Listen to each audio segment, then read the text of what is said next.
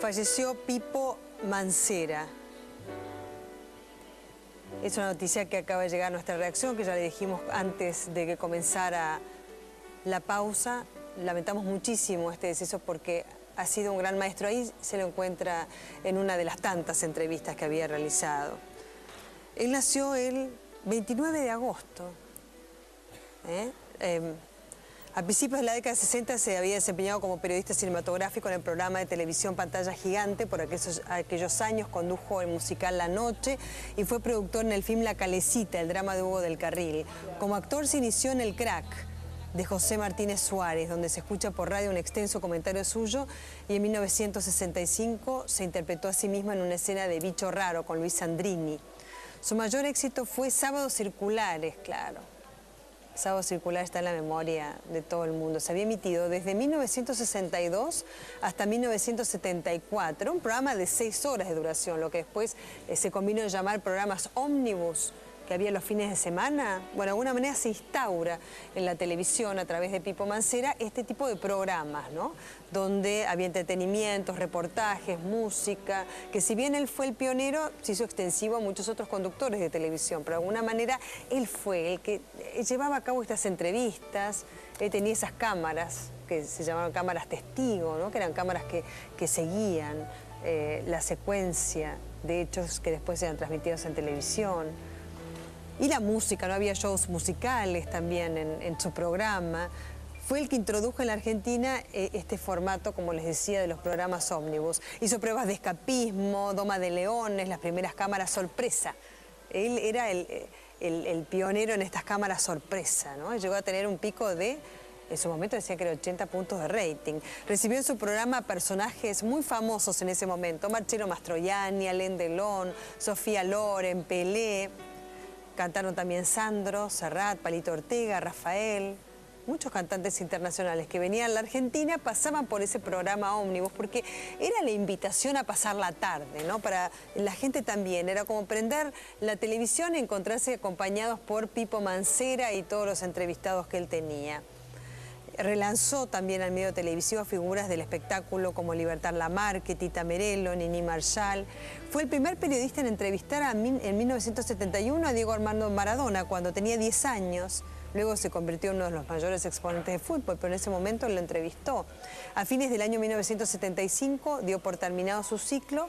Regresó en 1978 presentando un programa que en ese momento no había tenido éxito y se había caracterizado por tener un detector de mentiras. Seguramente muchos lo recuerden. Así lo llamaba él, el detector de mentiras, ¿no? Después volvió al medio en el 83 con Video Show. Video Show era un programa muy visto, ¿eh? Y después, bueno, produjo también programas en Francia, Italia. Después, a fines de los 80, muere su mujer. Él pasa por una depresión. Es más, él después contó que había pasado por esa depresión que lo mantuvo durante 7 años alejado de la actividad artística.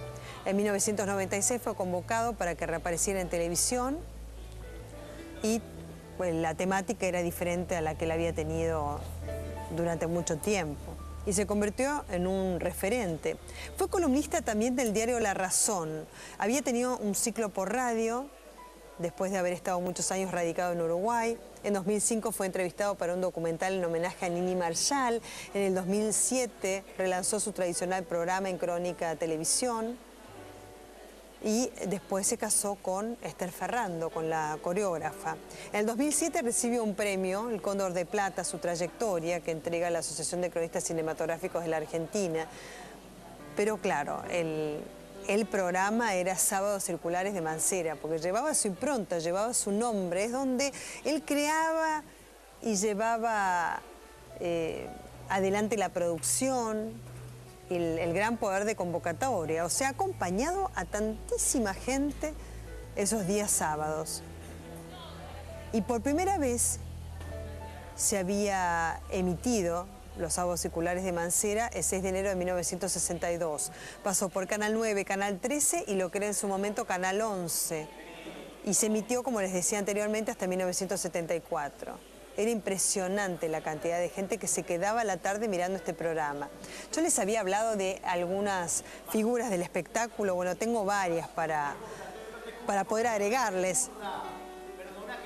además de Sandro, Lola Flores, Rafael, María Félix, el cordobés, Pelé, Serrat, Chaplin, Geraldine Chaplin, Marcello Mastroianni, Simón Sigogné, pero lo que les decía, ¿no es cierto? Las cámaras sorpresas seguramente marquen un hito en lo que fue Sábados Circulares.